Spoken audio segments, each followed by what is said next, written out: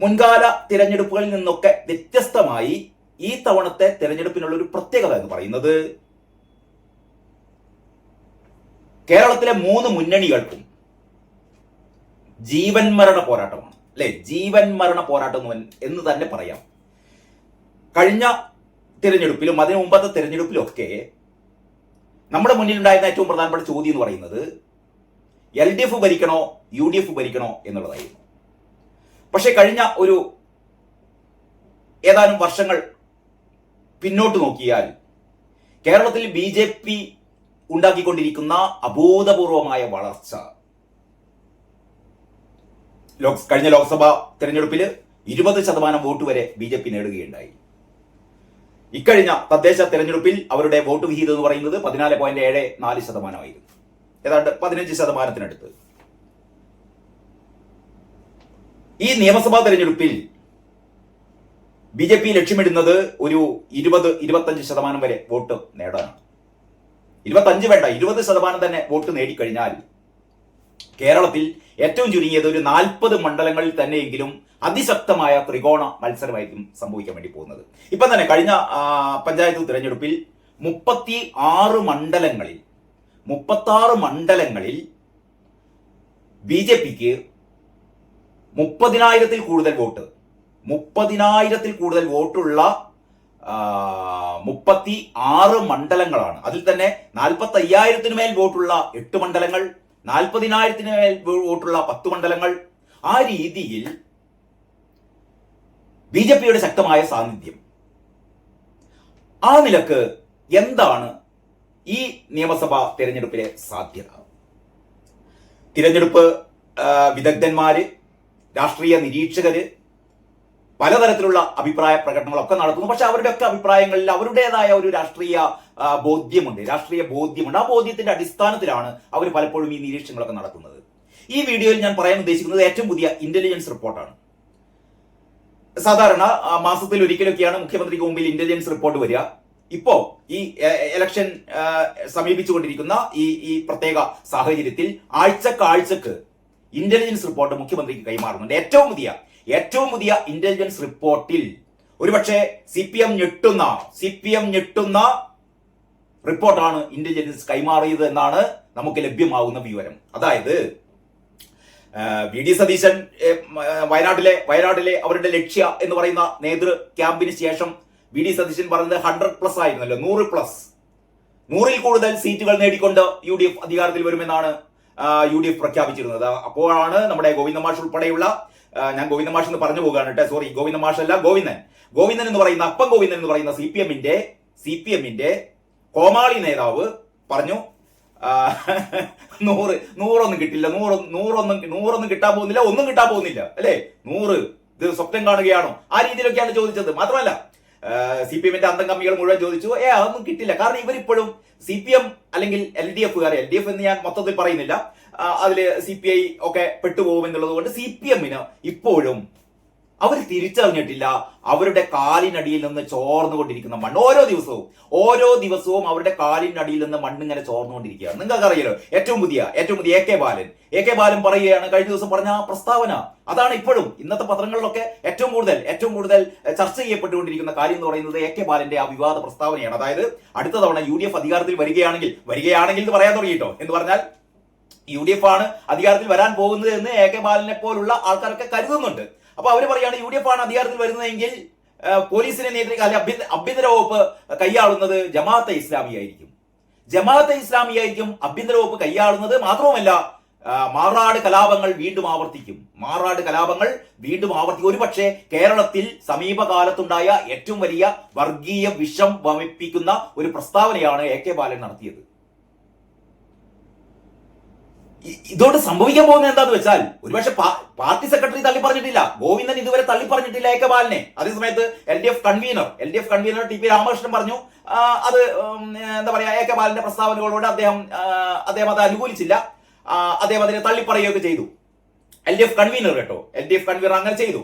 പക്ഷേ AK ബാലന്റെ ഈ നിലപാട് CPM-ലെ മറ്റ് ആരോ, മുഖ്യമന്ത്രിയോ പാർട്ടി സെക്രട്ടറിയോ തള്ളി പറയാത്തിടത്തോളം കാലം ഇവരുടെയൊക്കെ മനസ്സിലുള്ള കാര്യം ഇത് തന്നെയാണ്. ഇത് തന്നെയാണ് വെള്ളാപ്പള്ളി നടേശനെ കൊണ്ട് മുഖ്യമന്ത്രി പിണറായി വിജയൻ പറയിപ്പിക്കുന്നത്. വെള്ളാപ്പള്ളി നടേശനെ കൊണ്ട് മുഖ്യമന്ത്രി പിണറായി വിജയൻ കഴിഞ്ഞ കാലങ്ങളായി പറയിപ്പിച്ചുകൊണ്ടിരിക്കുന്ന ഇതാണ്. എന്ന് പറഞ്ഞാൽ ന്യൂനപക്ഷങ്ങളെ എത്രമാത്രം ഇപ്പൊ ജമാഅത്തെ ഇസ്ലാമി എന്ന് പറയുന്നത് എത്ര ജമാഅത്തെ ഇസ്ലാമിക്കാരുണ്ടോ കേരളത്തിലെ ജമാഅത്തെ ഇസ്ലാമിയുടെ ഒരു വോട്ട് വീതം എന്ന് പറഞ്ഞാൽ, അല്ലെങ്കിൽ അവരുടെ സാന്നിധ്യം എന്ന് പറഞ്ഞാൽ 1% താഴെയാണ്. പക്ഷേ കേരളത്തിലെ മുസ്ലിം ജനസംഖ്യ എന്ന് പറയുന്നത് ഏതാണ്ട് 30% വരും. അപ്പോൾ ഇവരുടെ മുഴുവൻ ശത്രുത സമ്പാദിച്ചുകൊണ്ട് CPM എന്ന് പറയുന്നത് ന്യൂനപക്ഷ വിരുദ്ധ പാർട്ടിയാണ്, മുസ്ലിം വിരുദ്ധ പാർട്ടിയാണ് എന്ന ഒരു നറേഷൻ ഇപ്പോ വന്നു കഴിഞ്ഞു. അപ്പൊ ഇപ്പം എൻ ബ്ലോക്ക് ആയിട്ട് മുസ്ലിം വിഭാഗം മുഴുവനും CPM-നെതിരാണ്. ഇപ്പൊ യഥാർത്ഥത്തിൽ CPM-ന്റെ വോട്ട് ബാങ്ക് എന്ന് പറയുന്നത് ഈഴവ വോട്ടുകളാണ്, ഹൈന്ദവ വോട്ടുകളാണ് യഥാർത്ഥത്തിൽ CPM-ന്റെ ശക്തി എന്ന് പറയുന്നത്. അതോടൊപ്പം തന്നെ CPM കഴിഞ്ഞ കാലങ്ങളിലൊക്കെ ന്യൂനപക്ഷ പ്രീണനം നടത്തിയിട്ട് അവരുടെ വോട്ട് കൂടി എന്ത് ചെയ്യാറുണ്ട്, അവരുടെ കൈപ്പിടിയിലാക്കാറുണ്ട്. എന്ന് പറഞ്ഞാൽ അവരുടെ ന്യൂനപക്ഷ പ്രീണനം. അങ്ങനെ ന്യൂനപക്ഷ പ്രീണനം അതിർക്കവിഞ്ഞപ്പോഴാണ് അവരുടെ കൈവശമുണ്ടായിരുന്ന ഫിക്സഡ് ഡിപ്പോസിറ്റ് ആയി ഉണ്ടായിരുന്ന ഈഴവ വോട്ടുകളൊക്കെ പതുക്കെ ചോരാൻ തുടങ്ങിയത്. കുറെ കോൺഗ്രസിലേക്ക് പോയി, കുറെ BJP-യിലേക്ക് പോയി.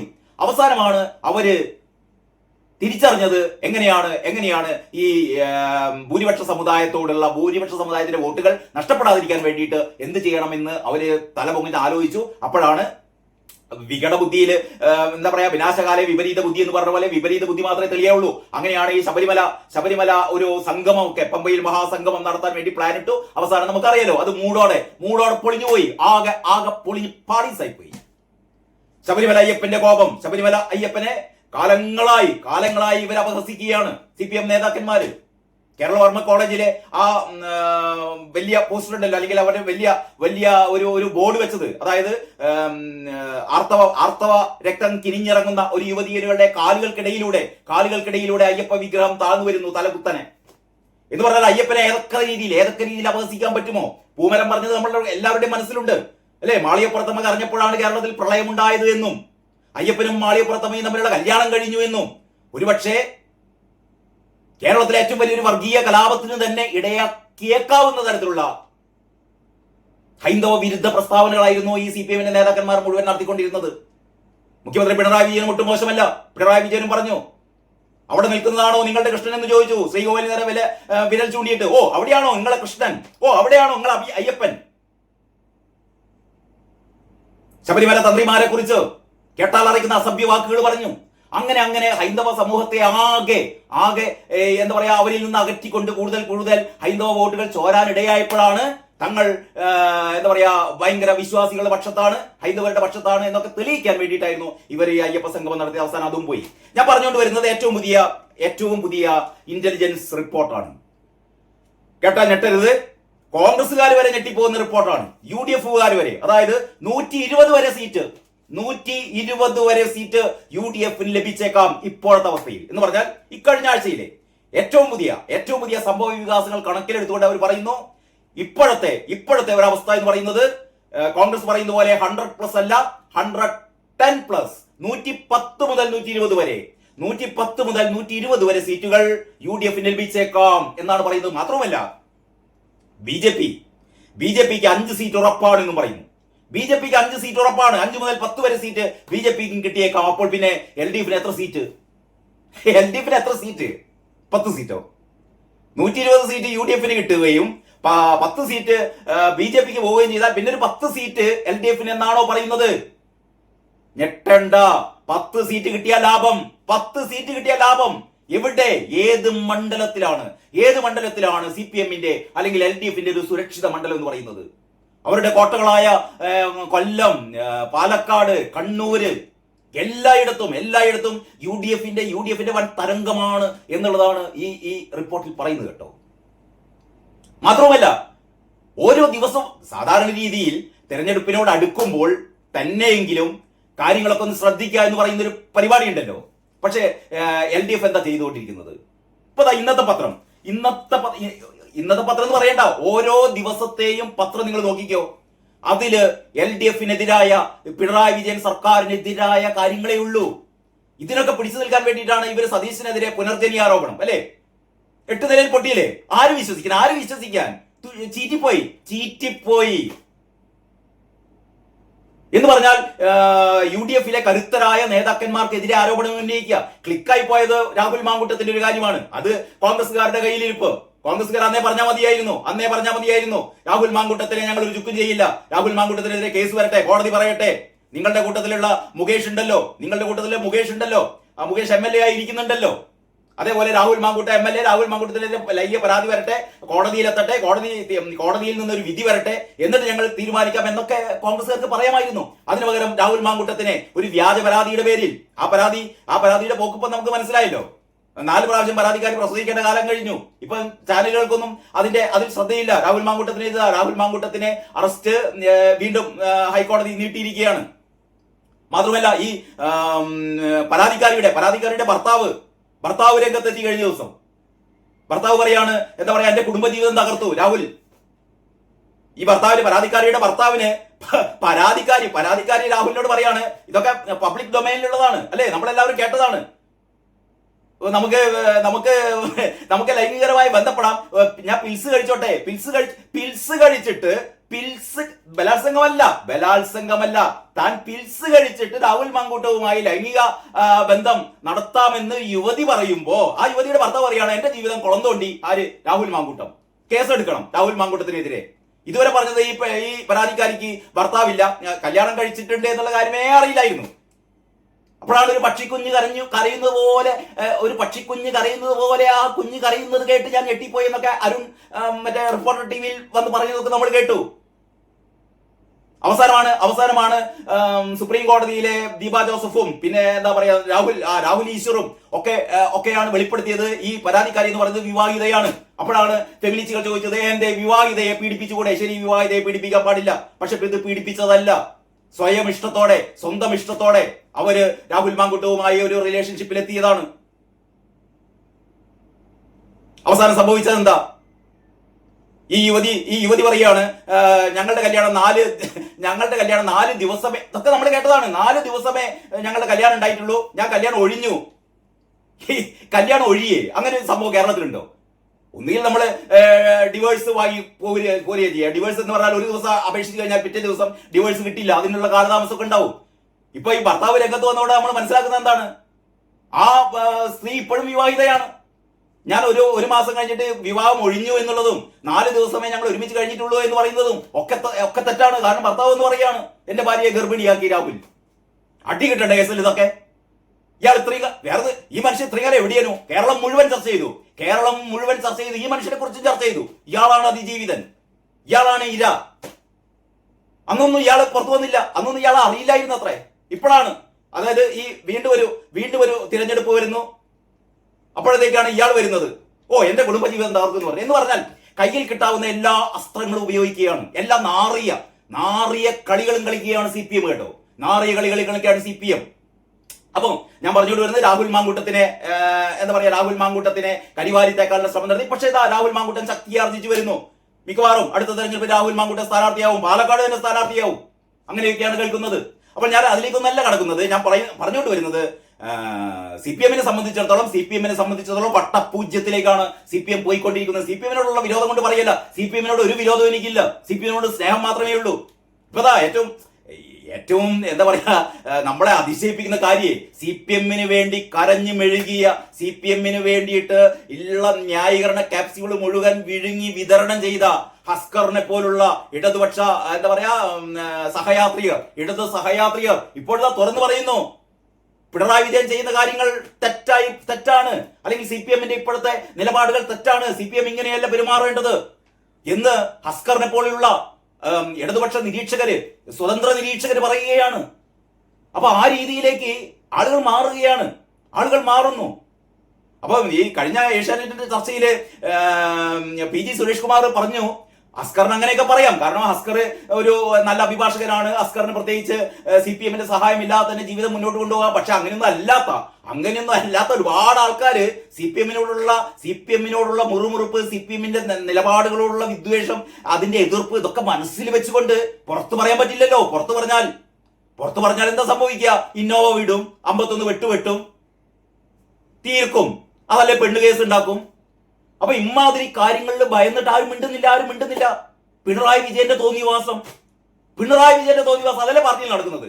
നമ്മൾ എന്തെങ്കിലും കേൾക്കുന്നു. ഈ കമ്മ്യൂണിസ്റ്റ് പാർട്ടി എന്ന് പറഞ്ഞാൽ കമ്മ്യൂണിസ്റ്റ് പാർട്ടിയുടെ സർവാധികാരി എന്ന് പറഞ്ഞാൽ അതിന്റെ ഏറ്റവും തലപ്പത്ത് നിൽക്കുന്നത് പാർട്ടി സെക്രട്ടറിയാണ് അല്ലേ. ഇന്ത്യയിലെ സി പി എമ്മിന്റെ പരമോന്നത അധികാര സ്ഥാനം എന്ന് പറയുന്നത് ദേശീയ സെക്രട്ടറിയാണ്. ഇന്നാരാ പാർട്ടിയുടെ ദേശീയ സെക്രട്ടറി ആര്? ബേബിക്ക് എന്തെങ്കിലും വര ബേബിക്ക് പാർട്ടിയിലുണ്ടോ? പിണറായി വിജയൻ കണ്ണുരുട്ടുമ്പോൾ മുള്ളുന്ന ബേബി അല്ലേ. ഇനി സംസ്ഥാനത്തേക്ക് വരിക എം വി ഗോവിന്ദൻ എന്ന് പറയുന്ന എക്കാലത്തെയും കോമാളി അല്ലേ, ഏറ്റവും വലിയ കോമാളി.